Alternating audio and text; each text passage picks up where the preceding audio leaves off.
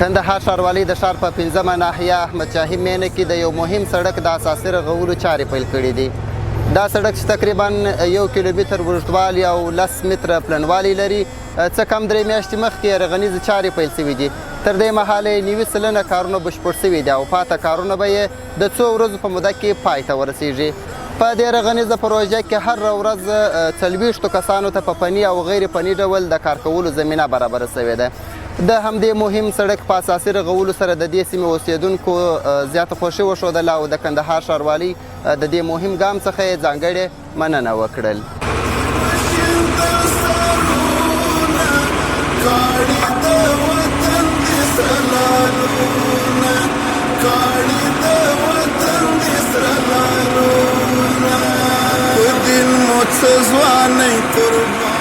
زما نوم فیروز خان دی.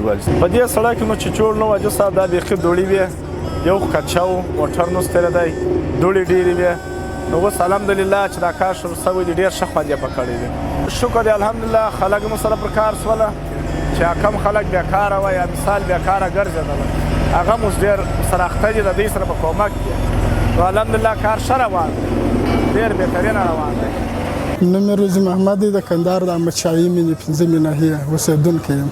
د کاروبار مې پرچون کندهاري ده او دا د احمد شاهي مینې کې دا سړک چې مې وپخ شوی ډېر ګردونه وه، ډېرې دوړې وې، ټینګ ورسره په تکلیف و. دا ځای په ژمي کې باد و باران و اوبه و، دا باد و بلاوې تکانو سره هم په تکلیف و، یعنې بیخي ټینګ په تکلیف. ډېر خوشحاله چې دا سړک پوخ شو د کندهار د 5مې ناحیه د احمد شاهي مینې. زمونږ د سیالۍ خلک معلوم دي، د قربانۍ خلک معلوم دي، نورو ته نه ښایي چې جګ نسي سرونه، کاڼي د وطن دي سره لالونه، کاڼي د وطن دي سره لالونه.